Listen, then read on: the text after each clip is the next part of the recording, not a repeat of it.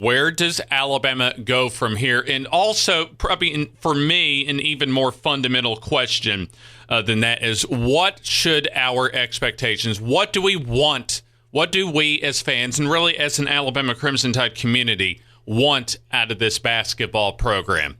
What do we expect? What should this Alabama basketball program be doing? Because generally, when we get Coach Wimp Sanderson on, you always have that legacy as far as his 10 NCAA tournaments in 12 seasons and just his overall presence of 3 decades when it comes to being a head coach and an assistant coach at the University of Alabama. And since then, since Wimp Sanderson's departure as head coach, Alabama has not met to this day the number of NCAA appearances in 27 years that Alabama basketball had in really an 11-year stretch under Wimp Sanderson. So what do you want out there for a basketball program? We have open phone lines today at 205-342-9904, the Taco Casa hotline, and a big shout out to Taco Casa, to the Wilkin family for sponsoring us, for being a part of the Tide 102.9 and especially inside the locker room family since the very beginning in 2015. That biggest cactus in town, with 6 locations here in Tuscaloosa and Northport, and an additional location up in Homewood, just a hop, skip, and a jump from the red, white, and blue of Sanford U on Lakeshore Drive in Homewood. So with that, time to bring in my guy riding shotgun with me for today on Inside the Locker Room, James Fletcher, that helps us out throughout the week. Also, part of the 90.7, the Capstone sports staff here on the campus at the University of Alabama. Good morning, James. Good morning. It's great to be here. Great to be talking some Alabama basketball. I know it's in some pretty bad circumstances, but the Avery Johnson news breaking last night, and so I got on top of things and I made a list. I've got, coaches that we're not going to hire. I've got coaches that we should hire. I've got coaches that we could go after. I've got some underrated guys. And so I love to get some fan engagement, get some calls coming in. Let me know what you want from the program, what you want from the coach, and I'll try to get you who your best match is as the next Alabama basketball coach. But before we get into, James, as far as maybe your coaching list, as far as who we shouldn't expect, who would be a good fit, and that's as far as the blitz this morning, I think that's one of the best points that Martin Houston brought up today, was as far as you've got to get somebody that fits the culture that is Alabama. When it comes to basketball, you can't be, and this is one of my main knocks when it came to the Anthony Grant era, is that he tried to be just a basketball coach, and you can't do that here. You can't. This is one thing, because, and Bruce Pearl this goes the same for Auburn, and Bruce Pearl is showing this as well when it comes to just the constant and never-ending selling of Auburn basketball. Because when it comes to this state, and this is something, and I've mentioned this all the time when I've been behind a host mic, James, when it comes to my time down at West Al, if you're not Alabama football, if you are not Auburn football in this state, you have got to constantly sell and promote your product. Yeah, you definitely do. You've got to be promoting not only the on-court product, but the recruiting. You've got to go out. You can't just get the players. You've got to get the fan base excited about those players. That's a big part of any program, but especially one at a school with rich football history. It overshadows basketball. It really does. But that doesn't mean that they can't coexist. You see at programs like Auburn, who's building that. You see for so long it was Florida who had both a basketball and a football program inside the SEC, and there's others who have done it as well. And so there's no reason that we can't do that here. It's just going to take the right coach with the right set of skills.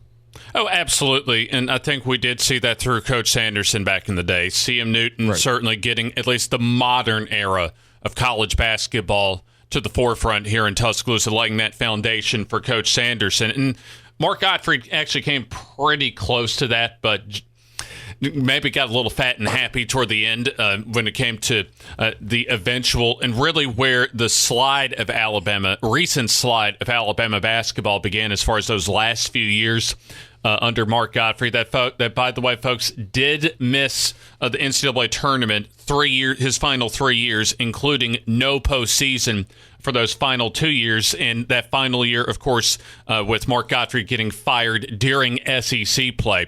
But that does lead me into, and I know it's something that our own Gary Harris talked about yesterday, as far as can this program get to a Final Four? Well, and this is just from a fan side of me. And Pat, just hang tight on the Taco Casa hotline, because we will get to you in just a moment. And you can give us a call at 205-342-9904. In fact, I may even put a poll question on that for us today, as far as can this program get to a Final Four? And I'll go ahead and answer that for you out there.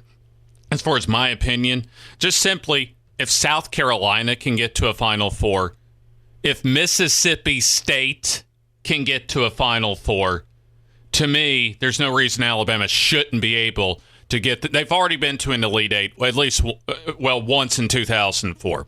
So to me, and even if you get to the second weekend of the tournament, like Coach Sanderson was so good at back in his day, if you can do so, if you can get to an Elite Eight, you can get to a Final Four. Right, and you see 5 seeds, 6 seeds, even 7 seeds make it into that Final Four. When you get into can they win a championship, that list kind of narrows down a little bit. But we see Cinderella runs in this tournament every year. And so if we can get our program to where it's consistently in or around the top 25, which is really what you're looking for from a powerhouse, quote unquote, team, I think if you can get to that point, then you're definitely going to be a contender to get to a Final Four. And eventually that breakthrough is going to happen. Whether it's with the next coach or the coach after. I think if you can get the right culture, you can get the team consistently playing at a top 25 level, then you will eventually get to that promised land of a Final Four. 205-342-9904 is our number on the Taco Casa hotline. And let's go ahead and open up those phone lines and begin with Pat. Good morning, Pat. Hey. Good morning, James. I think that y'all should take this next 2 hours and make it your own, and call it the James Gang. Hey, the James Gang, we should coin that phrase. And, because y'all are doing an outstanding job already this morning. But, I want to talk about Coach Wimp. Hey, Coach Wimp doesn't get the credit that he deserves. Coach Wimp was a formidable recruiter. Let nobody kid you not. His players that are in the NBA and that have world championship rings, hey, Coach Sanderson, say Avery is a good recruiter. Avery may be a good recruiter, but Avery's a professional basketball coach. He is not a college basketball coach. Or so it has appeared. What do y'all think? Now, I'll throw that right back at you when it comes to Avery, Pat, as far as just the overall. I think we can safely say this with what's expected to be a departure for Avery Johnson. You would think an official departure really, really soon. Did Alabama make a mistake hiring Avery Johnson? No, because I do not think so, because at the time, I think it was worth the experience and the experiment, because there was potential there. He had a pedigree that was unbelievable, and I would have had to hire him too. Yeah, I'll agree with you, Pat. If you look at the paper, you'd had to hire him. Yeah. But, what do y'all think? I agree with that. I think it was a great hire. For no other reason, it was a big name at the University of Alabama as a basketball coach.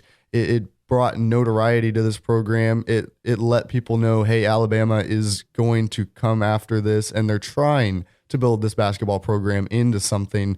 Anthony Grant, he was a very good coach, but he didn't build the program and get it to the level where the national media was talking about it. When Avery Johnson took that job, national media took notice, if for no other reason because he was a member of the national media, but he did bring some notoriety, and he also did some very good things for this program. I think that should not go unnoticed as we look back at his tenure.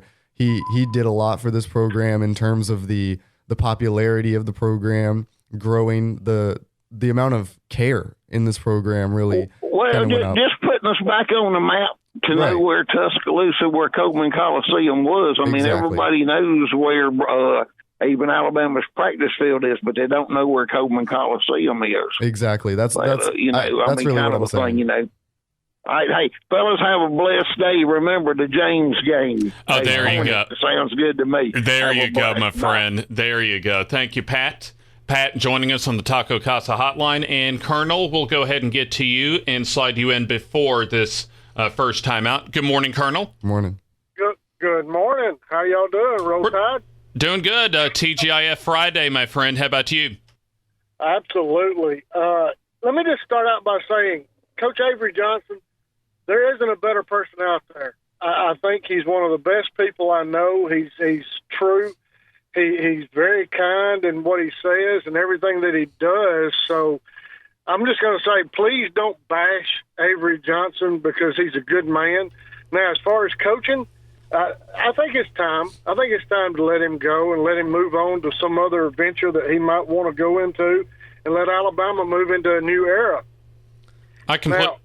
Colonel, I want, before you go any further, that is a good reminder as far as just Avery Johnson, the person, because I will say this about Avery. He's always been really, really great with this show as far as coming on our show, promoting his product and being very professional, especially whether it was myself as far as behind the scenes or Wimp and Barry when it came to the show, being on the show as well. He showed a lot of respect to the show. And I love Avery too, as Avery the person, as you mentioned, Colonel. And I mean, it's part of it kind of pains me to see this as far as the Avery Johnson tenure, because Avery's been a really great representative when it comes to the university, especially the basketball program. But with the money that he's getting paid, the money in big-time college athletics, that it's become a big business now. Well, I agree with that 100%. And I think that Avery as a person should say, look, I'm not getting the job done. Let me go on and let me move on and let's do a reasonable buyout that everybody can agree with and let me support the best way he could support the program right now and the University of Alabama is to go ahead and make his exit. Without hurting anybody's feelings, just move on. When you're not doing your job, and obviously he's not doing his job, then it's actually time to move on, and you know it as well as everybody else does. So if it was anybody in, what he should be, he should have been the one that goes to the AD and say, look, I'm not getting the job done. You need to let me go. And I'm not being critical in any way. I'm just saying that it's time. And with that being said, I'm going to throw one name out that I haven't heard mentioned yet as far as a potential coach. And I hope I'm not jumping the gun on anything, right. But what do you think about Mike Davis? Seriously. That's interesting because he did have... Has Indiana basketball really been the same since? And I know Tom Crean had some pretty solid teams, and it looked as if Kelvin Sampson was going to have a good era until the NCAA came to his door. Indiana basketball. You know what? Has Archie Miller really done that much better than Mike Davis did in Indiana? I don't think. Davis, I'll say Mike Davis took them to a Final Four, guys. Come on. Right. I mean, it just didn't right off the bat. I mean, you can't get much better. And let's look at Mike Davis for a second. He's a hometown boy. Y'all know where he comes from, right? 40 miles from Tuscaloosa. He's born and raised in Fayette, Alabama. A hometown boy, went to Alabama. He was spooned. I mean, Alabama kids chanted his name every time he went out on the basketball court. And as far as a coach, I think he got a little rough with some players, but that's okay. Sometimes they need waking up. But as far as a coach, I think he's a great coach, and obviously he's a recruiter because he took Indiana, who was nobody. He took them all the way to a Final Four. Right. I'll agree with that. I think he does definitely have the pedigree, the past performances, and he does. The local ties are a big thing. You want to get the fan base excited. But I will say, in recent memory, his track record has not been quite what it was. Bouncing around, he's been at UAB, Texas Southern, and now Detroit Mercy with a losing record. Now, I will season. say this for Mike Davis, though, James, that he did a really bang up job as far as getting Texas Southern. And I know you're talking SWAC basketball, low major for Division I, but he did get them to the NCAA tournament on a consistent basis. Yes, he did, and it's just. You look at the move to Detroit Mercy is kind of the confusing one there. You would think after a successful job at Texas Southern that he would then make a progression back up towards the type of job that he had been getting. But the Detroit Mercy, that kind of concerns me, trying to get someone who's an older coach out of a program like that. If he was, a young and up and coming coach out of a program like that, I think that's a lot different. But it's definitely something they should look at maybe. But I don't know if that's the direction I would personally take it if I'm leading this search. Well, it was just a thought. But right. I just wanted to bring that up. Mm-hmm. I appreciate your show. I love listening to you. And all I can say is roll tide. Roll tide, my friend. So what we're going to do, we're going to go ahead and take this time out. We do have a phone line available now. So Joe and Tom. Tom, you're going to be up first on the other side of this timeout. James and James show today. Or, as our buddy Pat likes to call it, James Gang here with you. Wimp and Barry on assignment today. James Hardy, James Fletcher, guiding you through an Open Line Friday edition of Inside the Locker Room. So I know you want to talk Avery Johnson out there as far as what appears to be an imminent departure for the Alabama Crimson Tide. Still Crimson Tide men's basketball coach. 205-342-9904 is that number on the Taco Casa hotline. We'll have more of Inside the Locker Room after this. James Hardy, James Fletcher with you. The James and James show today on Inside the Locker Room, talking Avery Johnson. And so first, we're going to get to Tom, Joe, and Carrie. Just hang tight. Tom, you are on the Inside the Locker Room on the Taco Casa hotline. Morning, James and James. Good morning. Good morning. Now, here's the deal. The James gang, that's not going to work. But now Coach Saban has been saying we got to get back to the Alabama factor. Right. Now, your show needs to be, and this is a compliment to both of you because you are doing a great job and do a great job. We have to have the James factor. Oh, yeah? So that's first and foremost. The show is the James factor. Oh, okay, Tom. So what's the Tom factor when it comes to Avery Johnson?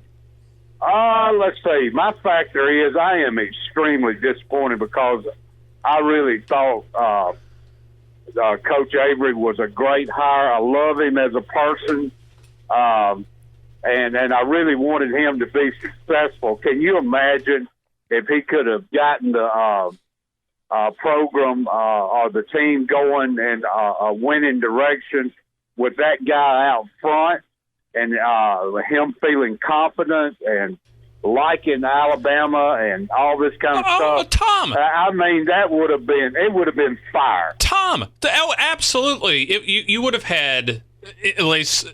It would have been lit for this program as far as the excitement with this program. And here's the thing, Tom, as far as a profile of coach that I want at Alabama is someone like Avery. He just didn't deliver the results. Oh, man.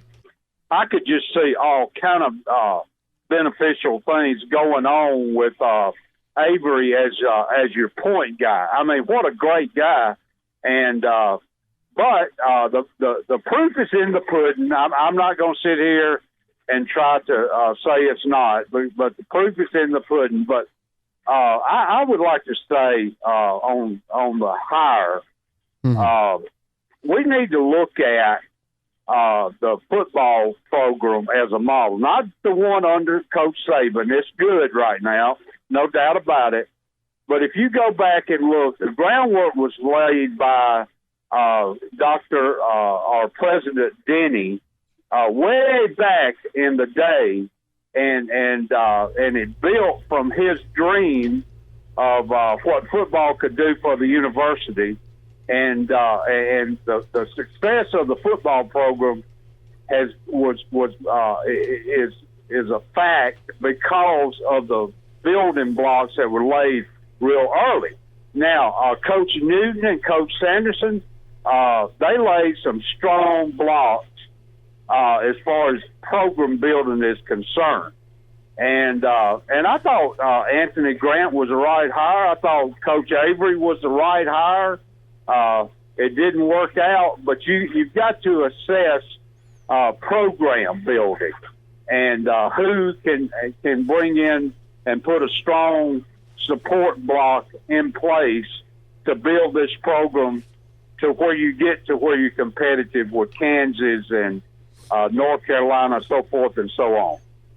Right, and I don't think you necessarily have to be on the same level as the Kansases and North Carolinas, but you want to be able to. You want to have the chance. Why not? Why not? All right. Well, I'm just saying that's a long term down the road thing. If you're talking about this hire, maybe with the next coach, you want to have the opportunity to play against them, and then if things go well, you want the opportunity to get some wins against them, and then as you build this program and as you continue to get hit on coaching hire after coaching hire and the national brand increases and increases, then you get up there in that conversation where you can beat a Kansas or a North Carolina out for a recruit if you have the in with him. Those are the kinds of things you're looking for. When you look at how your brand is doing, I think the recruiting trail is a really good place to do that. Can you go head to head with a team that maybe has a bigger name and still get your guy? Okay, let me throw this up. The kid that from North Alabama that went to Michigan State, Langford. Bledsoe. Let me and DeMarcus Cousins is from Alabama too. Yeah. Of players that if we had kept in state. You're talking about kids that would be in the program to put you at that level. Right. I'm here to tell you. All right. And that's what I'm saying. You want to get to that point. That's where you want to be. Yeah, but you can't get there if you're losing them, man. Right. So forth and so on. But anyway, I like the idea of Mike Davis. I would like for us to entertain that. I'm not sure that he would be interested or that the administration would be. Mike's pretty tough, and I don't know if that would be an easy sale or not. At this point, I don't think it would be a very good sell as far as for what the fan base is looking for right now. I think that's probably one of those almost last resort type of hires if you don't get more up, I guess, for lack of a better term, better names out there when it comes to potential replacements for Avery. I agree. But good comments from everybody this morning. Great show. Enjoyed it. Thanks for taking my call. Oh, absolutely, Tom. And by the way, Joe, if you want to call us back, go right on ahead and do so. And if you want to give us a call, 205-342-9904, and we'll go back to the Taco Casa hotline and bring in Carrie into the program. Good morning, Carrie. Good morning. Good morning, James and James. One suggestion not to call the show, and that would be the Jamestown show. Oh, wow. Wow. But I was actually calling to talk about the Avery Johnson situation. As you know, James Hardy, I do some writing for TiderInsider.com, and I've been covering Avery Johnson for 4 years now. And as you said, he's always been very professional, very outgoing, a great guy to work with. But the time has come to cut the cord, and the evidence was given for all to see just a couple of nights ago. And as Michael Casagrande, who we both know, is reporting, the buyout is being negotiated, and I expect it to be somewhere in the neighborhood of between $4 and $6 million instead of the full $8 million that he would be owed under his contract. I believe that will get done today, and I believe it will be announced either today or tomorrow. And I want to throw out two names. One is an Alabama graduate not named Mike Davis, and one is a Cincinnati graduate. And I think one of these two guys will get the first call. And I'm talking directly about Steve Prohm and Mick Cronin. James and James, I think those are the two names to watch in this coaching search. Now, for me, as far as if you're in Greg Burns' chair you've got to get somebody that not only is a good, really good basketball coach that you can sell the fans on from a basketball perspective, but you got to get somebody that fits the culture here at Alabama. Do you think Mick Cronin would be a good fit here? I don't know what his wife would think about Tuscaloosa, James. I know Cassandra Johnson is not a big fan of our city, and that had a lot to do with Avery being so eager to negotiate. Now, wasn't that also the same for Mrs. Anthony Grant back in the day? I have heard that. Yes, I believe that to be the case, but probably not as strong as Miss Cassandra. I've even had I can't verify this, but I've had people tell me that she actually resides in Birmingham right now. I have heard that as well. So we're on the same page then. Okay, yeah. So Steve Prohm met his wife in Murray, Kentucky, when he was coaching there. So she knows about the South. I don't know the situation with Mrs. Cronin, but my understanding about Mick Cronin is that he is a guy that Greg Byrne really, really likes, James. And I'm not saying he would accept the job. I mean, he's coaching at his alma mater right now. He's Cincinnati, but I think he's going to get a call. Steve Prohm makes a lot of sense because Steve Prohm is a graduate of the University of Alabama. And I don't know if you guys know this or not, but he spent half of his freshman season as a player at Oglethorpe University in Atlanta. And then he decided in December of that year to end his college basketball career and transfer to Alabama and try to become a student coach, which he did under David Hobbs, who is, by the way, now his special assistant and sits on the bench with him. And who we had on yesterday. Okay, and it will be very unique to me to have David Hobbs back on the bench at the University of Alabama because I think you guys would both agree with me. He was the best defensive assistant coach Alabama's ever had. Kerry, I remember growing up in Tuscaloosa outside of watching a bunch of Gene Stallings era Alabama football games. I remember like Brian Passing, CTSN's Brian Passing, and Antonio McDyess and Roy Rogers hooping it up for Alabama under David Hobbs. Oh, yeah. David's team's always played great defense. He wasn't the best head coach in the world, although he did make a couple of NCAAs with Antonio McDyess on the roster. But he was probably the best assistant coach as far as getting them to play defense in my memory as an Alabama fan, and I go back to the mid-'70s. So I think Steve Prohm is a very big and important name to watch in this coaching search, and he is a guy that does understand the culture because he's been here. And as I said, his wife is a Kentucky native, but I think she could fit in just fine. Money talks. Iowa State is still in the tournament as we speak. Hey, Kerry, got to take care of a little bit of homework when it comes to Mick Cronin. I actually had a call come in that reminded me of this. Cronin actually single now, was divorced about a decade ago. Oh, good point. Well, I did not know that. That makes it even easier. Well, listen. For the right amount of dollars, Mick Cronin can fit in Tuscaloosa. I think I'd agree. Mick Cronin's one where if he can bring that culture that he has established at Cincinnati, that would be a great thing for this program. I'm a big fan of the way he coaches his teams, the way he recruits, all the type of players he gets. It works.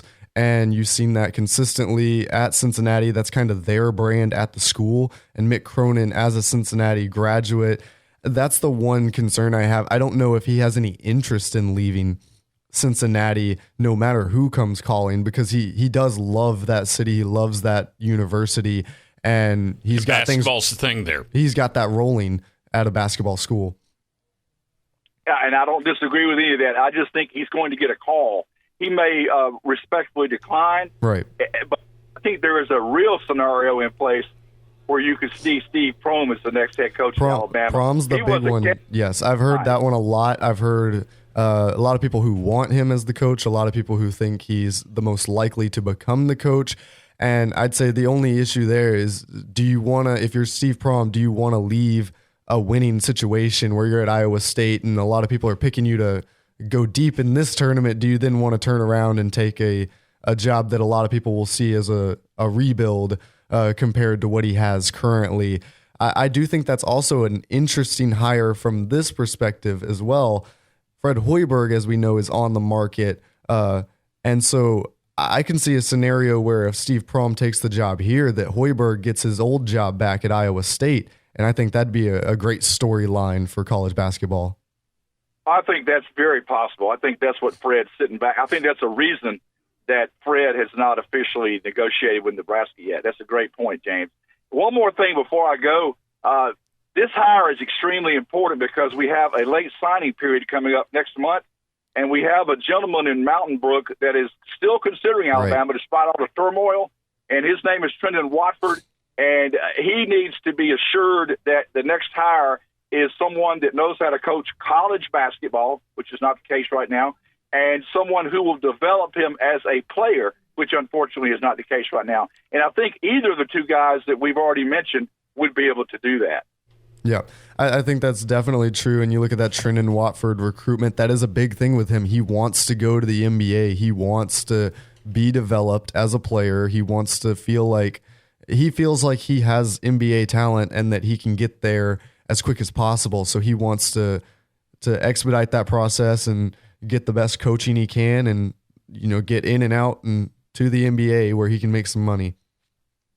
And one last point before I go, if Steve Prohm is hired, I have been told that he is personal friends with Bucky McMillan, who is the coach at Mountain Brook and has been coaching Trendon Watford from a skills perspective since Trendon was a fifth grader. So I don't think it's out of the question if Steve Prohm gets the job that he would bring on Bucky McMillan as an assistant. In fact, that's out there. I don't think that's out of the question at all. I think Bucky McMillan at this point is, I think that'd be a smart move. If not likely to be on the staff, I think it is anyone who comes in here, as long as they get the job before Watford commits, will give a hard look at offering Bucky McMillan a spot on this. I'll put it to you this way, fellas. I think that would be a really – let's say if you did hire, hypothetically speaking, Steve Prohm replaces Avery Johnson. I think that'd be a really smart hire to put on your staff as far as just from a recruiting angle when it comes to the gravitas, the respect and stature that someone like Bucky McMillan has in the high school ranks when it comes to basketball in this state. Plus just his youth and enthusiasm and ability to sell the program as far as even as an assistant. I think that'd be a really, really smart hire. Also, and on his staff now at Iowa State is a gentleman named James Kane, who was the video guy for Anthony Grant before he became an assistant coach at Murray State under Steve Prohm. Well, guess who James Kane recruited to Murray State? A guy named Ja Morant. Yep.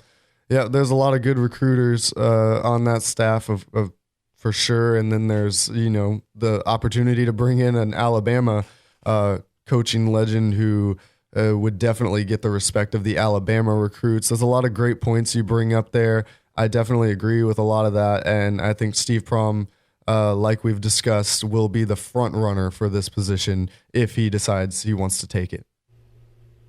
Well, I want to thank you guys for having me on the show. I really enjoyed it. And James Hardy, I'll see you soon at the softball stadium. I've actually got to get on to another show right now, but thanks again for having me. Oh, absolutely, Kerry. Actually, a buddy of ours, Kerry Clark, longtime Alabama media member, joining us. But, hey, phone lines are wide open now. 205-342-9904. We know you got a lot of thoughts out there on this basketball program as far as just who you want to lead the program, if indeed, as it appears to be the case, that Avery Johnson will be walking off into the sunset as far as his Alabama basketball coaching career. So do want to get to a comment that James and I have from Twitter at Tide1029FM coming from DG.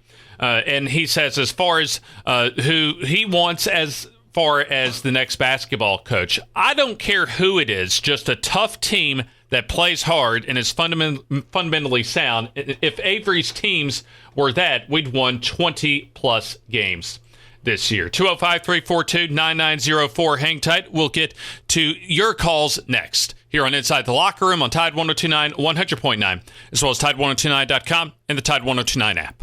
James Hardy with you, James Fletcher on the other side of the glass, the James and James edition of Inside the Locker Room as well. Just hang tight, Brian, because we will get to you next. But a reminder about Adams Beverages, a proud sponsor of Inside the Locker Room and the Gary Harris Show, as far as the Bud Light hotline for the Gary Harris Show from 9 to 11. We know that the craft beer business is booming in this country, and we are glad to have Adams Beverages as one of our sponsors of Inside the Locker Room. Adams distributes some of the best craft beer produced in Alabama, with names like Black Warrior, Back 40, Folklore, Ghost Train, and many more. Adams is your distributor in West Alabama for great craft beer and, of course, all Anheuser-Busch products like Budweiser, Bud Light, and Michelob Ultra. Talk to your favorite retailer, bar owner, and restaurant owner about some of the great products offered by the folks at Adams Beverages. 205-342-9904, our Taco Casa hotline number for that biggest cactus in town, 205-342-9904, Taco Casa hotline, and that is where we go for Brian. Good morning, Brian. Morning. Morning, guys. So I got to ask you, Brian, your thoughts about Avery's imminent departure. I'm going to echo what Tom said. I was extremely excited about the hire initially. Didn't expect it to be such a transition for him to go from the NBA game to the college game, but I think that's really kind of what surprised him, is how much time you had to spend on fundamentals and practice, and perhaps there wasn't a lot of that going on. And maybe he was asking the guys to do things that they really may have not been capable of doing. And I think had we had another 3 years, I think he would have figured it out and become a really, really good college basketball coach if would he had the patience. But I'm not sure if anybody really had the patience. And I think if this does come to fruition, what really got him was it appeared that halfway through the season, 2/3 through the season, he essentially lost the team somehow. And Avery, he likes to put a positive nature on everything. He's very positive. And yes. Sometimes you really have to get on the guy's cases to get him to do what you need him to do to win. And I don't know that he had that capability yet. So anyway. Yeah, and you talk about the need for, maybe a couple more years to figure out the college game, but unfortunately that's just not how the coaching game works. That's when you get a job at a Power 5 school, they expect you to win very quickly. I mean, you hear some people talk about, well, you give them 3 or 4 years. You hear others even say it only takes 1 or 2 to really turn it around if you're doing things right. But I think this is where we come into the issue of, if this was a mid-major program, I think Avery would have gotten those 3 more years, and then maybe this all ends differently, but it wouldn't get rid of the unsettled feeling that the fan base has now. And I think that's the difference between the Power 5 schools and a mid-major. A mid-major can fight through these unsettled times. At a Power 5 school, when you get to this point, it's pretty much over. Agreed. I think if you really know what you're doing and have a good staff, 3 years, you should see a significant improvement. And the fourth year, and definitely by the fourth year, you should see a changed team. And we really haven't seen that. As far as a future coach goes, I don't want us to limit ourselves to Prohm. Yes, he's a grad. Why not go after Hoiberg, who built that program at Iowa State, or Musselman even? I'm not convinced that if you look at Prohm's record at Iowa State, it's not a glowing record, although there are a lot of intangibles that make him seem like a natural fit. I'm not sure that's where we should go. Yeah. So Brian, let me ask you this, a more fundamental question for Alabama basketball. What do you expect? What are your expectations for what should this program be doing on a year-in, year-out basis? Year-in, I think if you take it in 5 years, I think 4 out of 5 years we should be in the tournament, no doubt. Mm-hmm. I think at least 2 out of every 5 we should be in the Sweet 16, and that, to me, that's the minimum. What I'd like to see is at least once out of every 5 years go past the Sweet 16. And really, That's a little bit below what, if you take out the going past the Sweet 16, that's a little bit below what Wimp was doing when he was here. Now that's the 5 to 10 year plan. Obviously, beyond that, if you can get to that stage, beyond that, you want to obviously look bigger. So that's my expectation. Yeah, I think those are reasonable expectations for sure. And of course, Steve Prohm, not the only name out there, and definitely not the only name they'll look at. I think they'll do an extensive search. They'll talk to a lot of guys from a lot of different backgrounds. You'll see free agent coaches' names come up, mid-major coaches, of course, other Power 5 coaches, and I think you'll even see a couple of assistant coach names dropped here and there. So I don't think this will be a open and closed job. I think they're going to take their time and do what they need to do to get the right guy in here next. Well, the beauty of the whole thing is I think you've got the right AD. There's not two other ADs out there that I would trust to make a good hire other than the one we've got. So I think that's definitely, yeah. Greg Byrne hired Sean Miller at Arizona. He's got a good track record when it comes to hiring basketball just coaches. To me, Greg Byrne just seems like a very sharp guy that just not only competent, but someone that appears that he's, even here at Alabama, that appears that he knows what he's doing. Thank you, guys. Absolutely, Brian. Thank you. James and James show today because Wimp and Barry are on assignment today. They'll be back with us on Monday to begin another week of Inside the Locker Room. But could we be talking about the search for a new coach by then? Because if you're just joining us, maybe just waking up, Michael Casagrande from AL.com and others out there, Cecil Hurd has an article as well on TideSports.com. But Avery Johnson, Alabama, negotiating the buyout. So we read the article already a little bit as far as the opening of the show in the first hour, but keep in mind as far as Avery Johnson's salary this past season, $3.062 million for his fourth season, making him the 19th highest paid head coach in the country. And also as far as the contract right now, that buyout as we talk right now at $8 million, but drops to $6 million by April the 15th. But right now, you're probably not looking at maybe a full $8 million buyout as far as what Alabama would ultimately have to pay to send Avery Johnson off into the sunset, kind of get a soft landing for him when it comes to beginning the process of looking for another basketball coach. So we're going to bring my man James Fletcher in just a moment, rejoin us here. But I got a question for you, another question for you at Tide 102.9 FM. I've decided to put a poll question up for you because I know we had this topic come up on Gary's show yesterday, and actually some disagreement with Gary on this particular topic as far as is Alabama men's basketball, because the women's program has done this at Alabama back in 1994, reaching a Final Four. Alabama's come close, but they haven't done so as far as Mark Gottfried's Elite Eight appearance in 2004. So my question for you, is Alabama basketball capable of getting to the Final Four? Because it tells me as far as some expectations for you out there.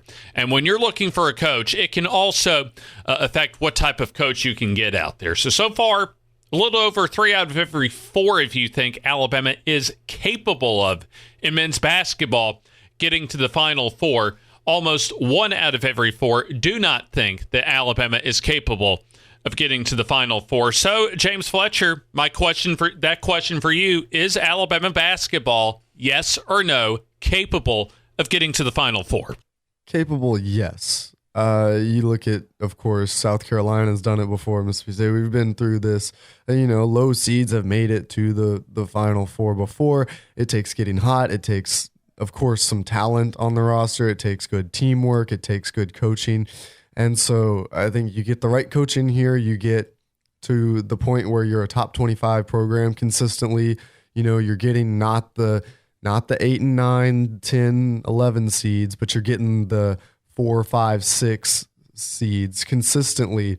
That's when you start talking about having the opportunity to make a run and get into a Final Four. And of course, it's all we've seen already. All the brackets are busted pretty much. I think there's a couple left standing, and that's just through half of the first round games. It's hard to predict what's going to happen when you get to the tournament, and that a lot of times will work in the favor of a team trying to make a run. So I think, yes, they definitely can do it. It's just a question of will the coaching get them there? Will the talent level be there? Can we get everything together at once in one season? So I know you had your list of head coaches you think would be a realistic list if you were in Greg Byrne's chair. So, and I know, by the way, folks, if you haven't gotten in, because I know a lot of you have already gotten in at 205-342-9904 as far as your expectations for the program, who you want to see as a potential replacement for Avery Johnson. So, James Fletcher, kind of lay it out there for us. If you're Greg Byrne, who would be the guys on your list to replace Avery? All right, well, if I'm Greg Byrne, first of all, the first phone call I'm making is to Rick Pitino and his people. I know he's got a checkered history. You've got some issues, but look, Louisville's already been punished. Alabama's not going to have any sanctions against them because they hired Rick Pitino. Really, you're just saying that moving forward, there's an opportunity, but there's an opportunity no matter who you hire, that things go wrong and that you have violations. I mean, look at Will Wade. No one, when he was hired at LSU, thought that he was doing things sideways, that he was working outside the confines of the NCAA rulebook. But obviously, thanks to wiretapping and the FBI, we know that he has done a lot of things that are considered untasteful at the very least in college basketball. And so I think you got to just look at who is a guy who can not only build up the program from a fan base side and a ticket sales side, but you also got to get the on-the-court product and the in-game coaching. So that you really want to get recruiting, in-game coaching, and building the program. There's the three big things you're looking for. And so Rick Pitino, of course, Hall of Famer, we know he can do everything on that list. So that's your first call that you have to make. And I don't know what the odds are that he would even pick up the phone for that conversation, but it's something you got to do. I think after that, you want to go for one of these, not necessarily a big name, but the hot up-and-coming name who all the basketball the people who follow closely college basketball know from these mid-major schools, the young guys making a hot rise through the ranks. You look at Nate Oats, a big one of those. Chris Jans, another one.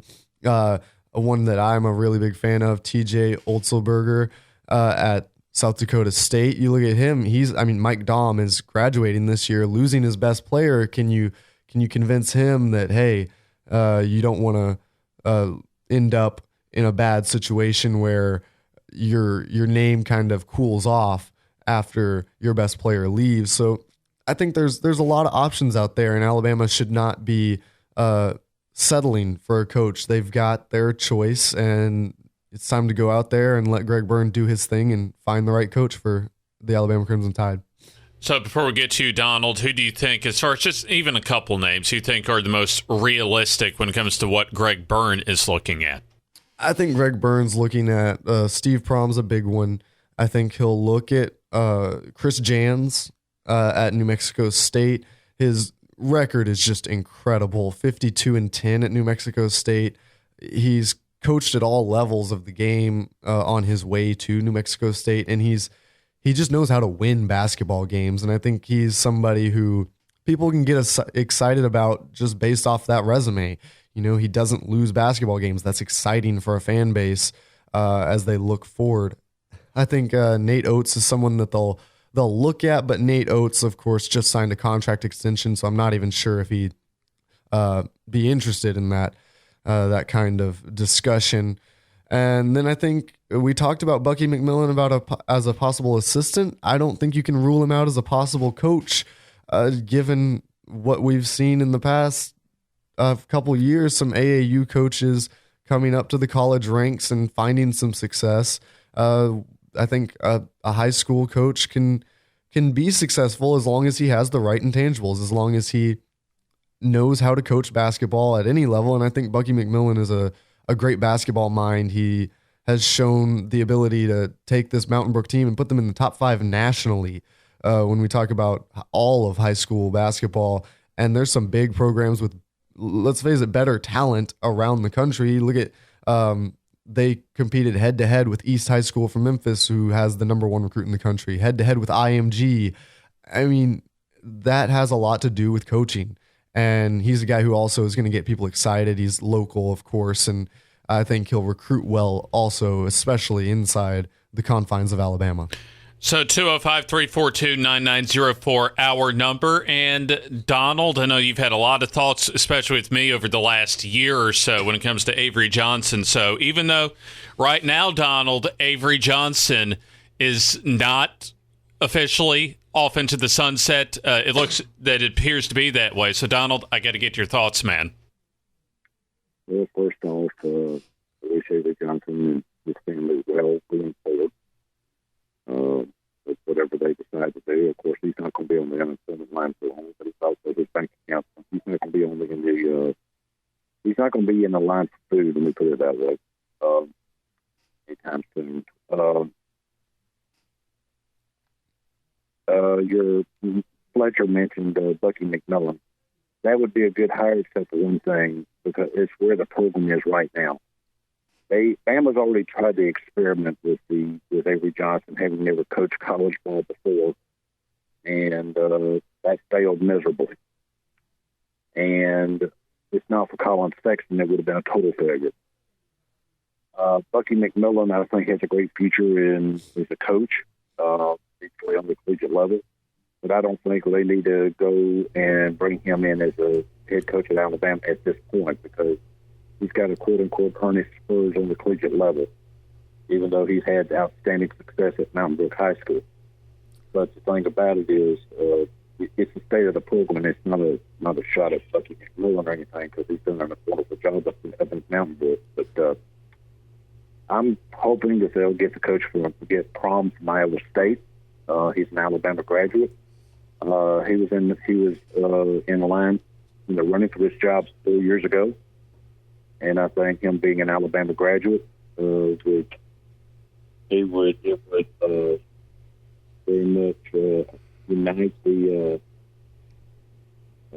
fan base, and I think that we would do a great job for the program. Yeah, I'll agree with you when you talk about the. Steve Prohm, of course, is a great candidate, and then you talk Bucky McMillan. The reasons not to hire him; those are the reasons. And there's no doubt about that. Some people would be hesitant because of the Avery Johnson experiment, someone who has not coached college basketball before.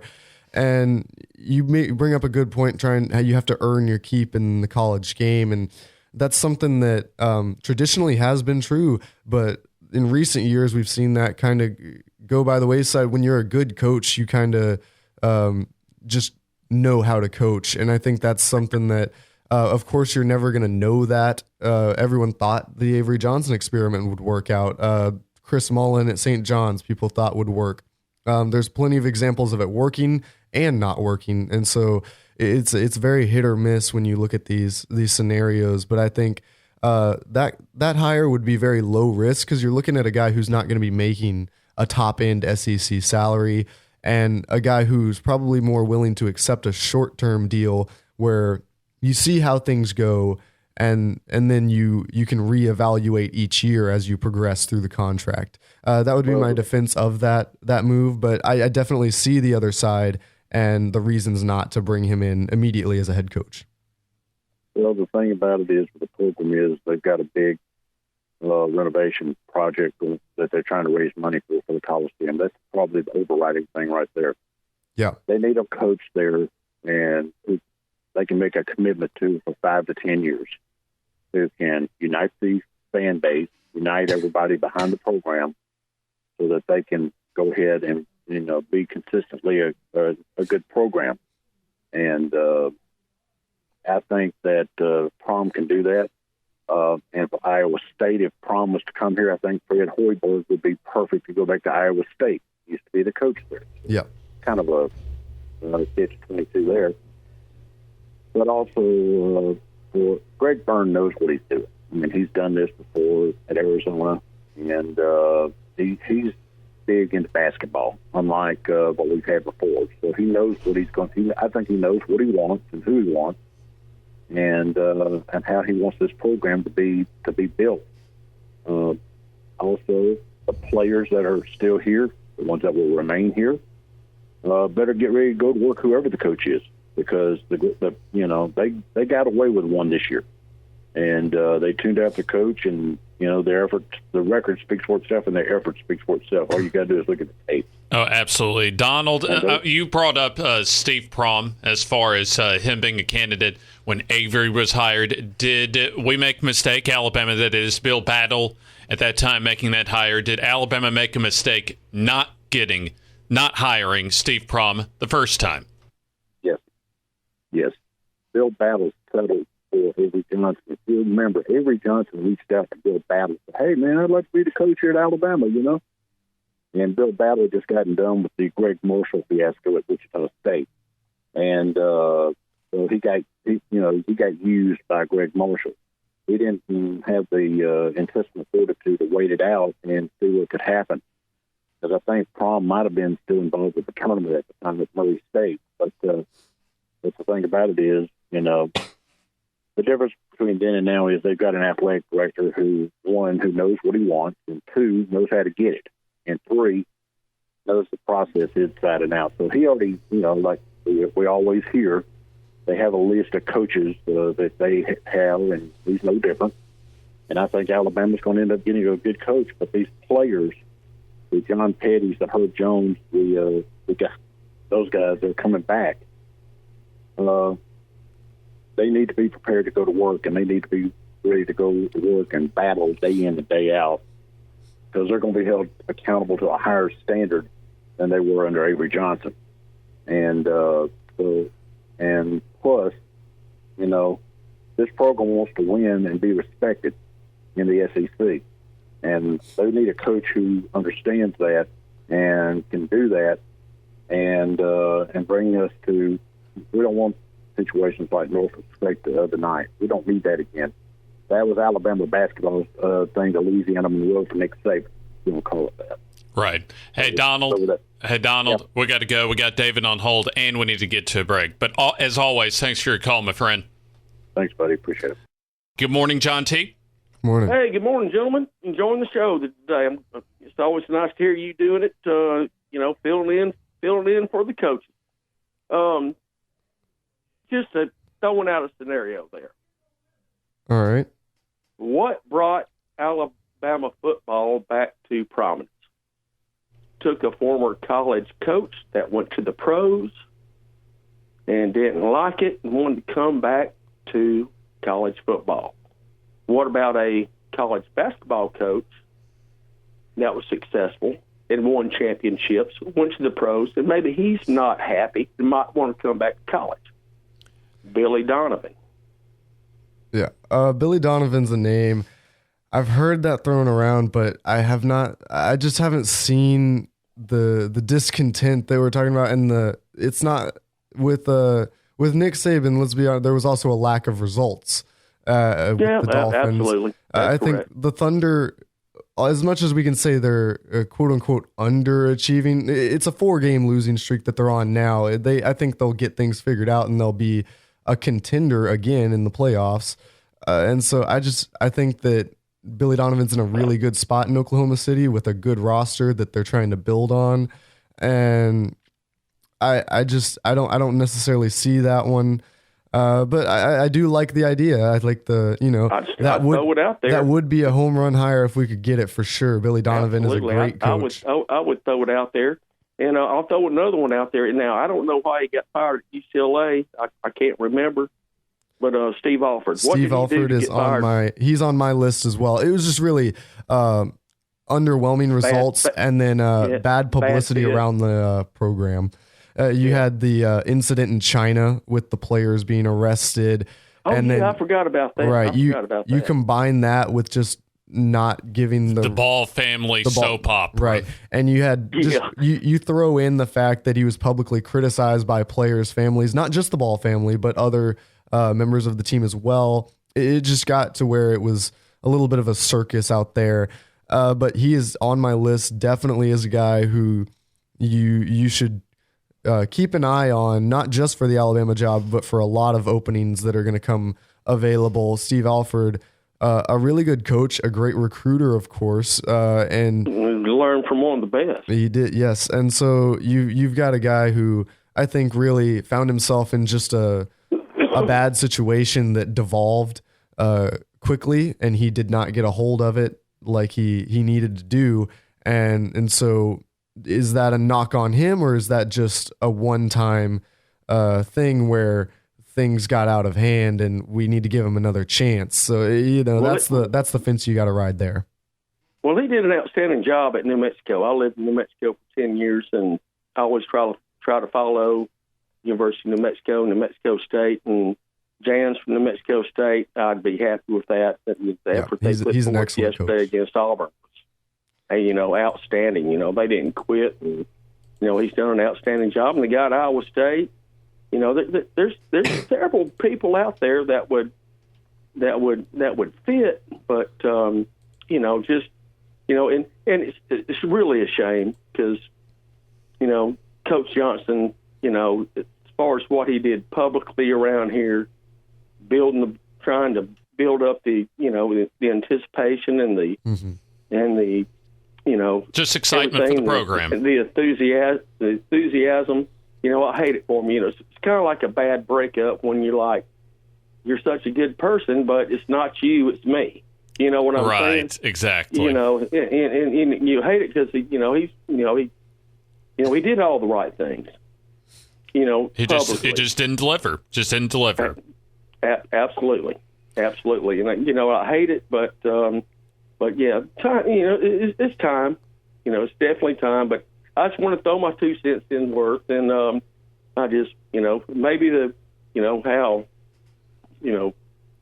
Bama football got resurrected. Maybe it might work for the basketball team. I'd go out there. I'd just go ahead and put my feelers out to Billy Donovan and say, "Hey, we'll come back to college."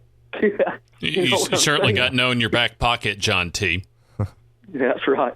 Well, listen, guys, y'all have a good one, and appreciate y'all taking my call. Absolutely. Thank you, John T. And I believe David is back with us. Good morning, David. Good morning. How are y'all? Doing good. Doing good. About you? One thing I don't believe y'all really said much about, y'all talked about the coach from New Mexico, the high school coach and all. Burns going to have to hire a coach that's got serious college experience, who's got a name, and can bring seats to the house. Because you got to remember they're in the process now of doing all this renovations going on, and that's they need right. somebody to get in there and get the money in there, and they need somebody who's got a name. And the 2 names that I'm thinking of, and one of them y'all talked to about quite often, and that's Billy Donovan, which, to be honest with you, I think he just don't want to come back to the college game and get into the recruiting trail again. And another one that's sort of, scarlet letter, if you want to call it, and that's Rick Pitino. But one thing Pitino brings, he brings a name, and he also brings winning. And, yes, he is what happened at Louisville and all, but thing is, though, hey, the NCAA hadn't done anything as far as doing a show cause on him or anything like that, and he's looking to get back into the college game. And Boydberg, y'all, that name was mentioned, but in my opinion, I think he's going to UCLA myself. But like I said, he needs to make a name hire and somebody who's got serious college experience. Yeah, I think that's definitely a way to go with the getting a coach who's got a lot of college experience. And you look at Rick Pitino. That's of course, that's the one that I would make the first call to. You just, even if he doesn't pick up the phone, you've got to say that you tried, say that you went after a big Hall of Fame coach. And so Rick Pitino's out there, he's available, he's looking to get back. And so you got to at least see if he's interested at all in the job. If you want to go for an established coach, there's another name out there who's not at a big school right now. He's not a free agent right now, but Steve Forbes at ETSU. He's not a young coach. He's very well respected in the national media. He would bring a lot of eyes from around the country on this program. and he's also got a great record and knowledge of the SEC as an assistant. What do you think about him? Well, I think he'd be pretty good. And the record speaks for itself, because if you remember a coach at Ole Miss named Kermit Davis, he came from Middle Tennessee last year. Yeah, that's right.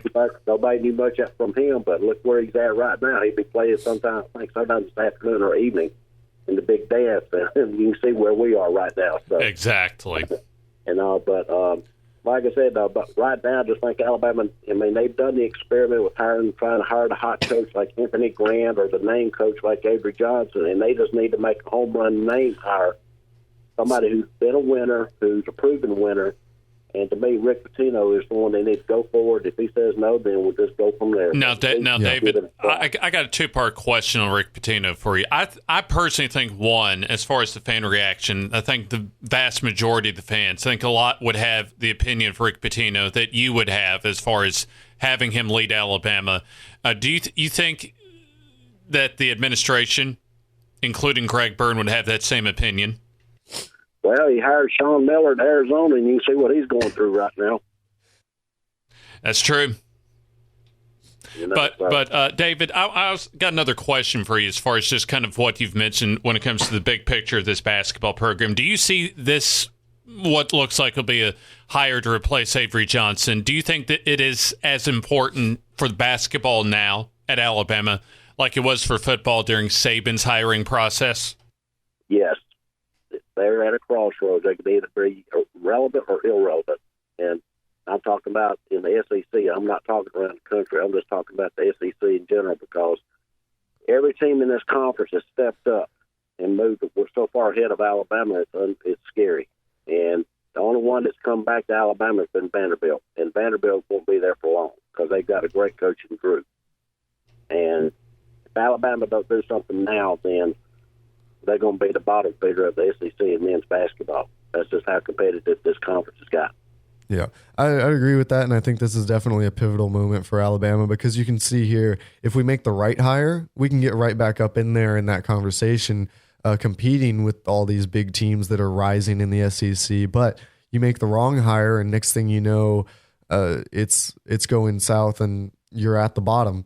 And you look at I think the dangerous area you get into here is when you talk about safe hires. There's safe hires because the coach is just so good and there's no doubt that he'll do well. And then there's safe hires where no one's going to question the hire, but they're also not going to praise it. And that's what you don't want to have if you're Alabama. And I have faith in Greg Byrne that he will not be making one of those hires. I think he understands what the situation of the program and what they need. And that's not, you look at names like, and I don't want to disparage anyone, but just as a stereotype, looking at hiring like an SEC assistant, that's not going to raise any eyebrows against it, but it's also not going to get a lot of hype into the program as we look to build and progress as a program. Well, another thing, too, is everybody was talking about when Avery Johnson was hired, he was a commentator for ESPN at the time. And at that time, guess what other coach was available at that time? Yeah, are you talking about Bruce Pearl? Because that was that was one of them, but another one had just become available at that time. Oh, well, Rick Barnes? Rick Barnes at Tennessee. Barnes, yeah. And so, I look at it this way. I would throw my eggs in the basket of Rick Pitino, give him a 5-7-year contract. By then, he'll be about 75, ready for the wheelchair, and by then, hopefully, the program will be on top of it, and they'll be able to go and get the coach they need. Thank you, David. Thank you. Good morning, Tony. Hey, guys. My thought is still, and I called Gary a couple days back about this, I still go after Kelvin Sampson. I think I read last night his buyout's around $1.5 million or even maybe $1 million. I'm not real sure. And I don't know what his contract is there at Houston. I don't know if he's locked down or what he's making per year. I don't know. But, guys, he is a proven winner. He is. I mean, he is proven. But Tony, go ahead. But Tony, my question on that hire is, could he get through compliance? Because that would be the big issue as far as his NCAA issues at Oklahoma and Indiana. Well, I mean, it's his. So when you say compliance, does compliance resonate the same with every team. So how did he get it to Houston? That's true, but you also have to consider just the overall culture when it comes to Alabama thinking about making a hire like that. Right, and it's also not just NCAA compliance. It's the board has to approve him here, and it's a lot easier to get approved at a school that's trying to build like Houston was when they hired him and become relevant than in Alabama, who's an established SEC school who's looking to, especially on the back heel of what LSU's going through right now. They're not trying to go through the same issues in terms of. Well, how long have you been at Houston, y'all? Y'all know? I think it's like 3 seasons, but I'll look that up. Has anything come about since he's been there? I guess it wouldn't. It would come about after he left, I would imagine. But, yeah, I understand what you're saying.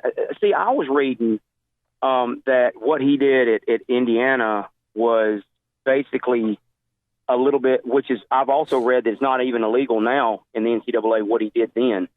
And I don't know what he did. I guess I don't know what he did at Oklahoma either. Oh, by the way, Tony, 5 seasons now at Houston. Okay. See, I mean, and honestly, guys, I thought he was still in the pros because Houston has become, pretty much irrelevant, but not like Alabama hadn't. Right. So I know he's proven. I mean, obviously he can stay out of trouble. See, that's where I was when I called Gary during the after the football season when everybody was talking about bringing Hugh Freeze in. What are we talking about? This is fresh off of NCAA, violations, and everybody was all ecstatic about bringing Hugh Freeze in to be, whatever it was going to be in the box or whatever, and I was against that, but that was fresh coming off being in trouble with NCAA or whatnot. And then the same thing, I know Rick Pitino wasn't in trouble with NCAA, but what he did, guys, would be no different than what Bobby Petrino did at Arkansas, right? While he was there. So, I guess what I'm trying to say is, man, if you want to get it right, that's great. But I do believe we're at a crossroads at Alabama right now. We got to get this hire right. And right, it's okay to, you need to run things the right way. Don't get me wrong, but guys. We got to win. We got to start putting some teams in the NCAA tournament, get the recruiting back to where it needs to be, and then it becomes consistent. I was really upset when we withheld Grant for that extra year because I saw what all these other teams were hiring when Tennessee hired who they hired, and of course, Mississippi State hired who they hired, and I have zero to little doubt we could have been in on some of those coaches if not landed them. Oh, absolutely. And Bruce Pearl at Auburn as well. Absolutely, Tony. Good call, my friend. Got to go. All right. Y'all have a good one. Absolutely. You too. So, final thoughts before we close out the program, James. Final thoughts. I'm excited to see what Greg Byrne has up his sleeve. He's gonna have an opportunity to make a big hiring here and get people excited for the future of Coleman Coliseum. And of course, we talk about that renovation. You got to get fans in the seats by the time that's finished. So hopefully the next coach will be able to do that and also put some winning basketball on the court.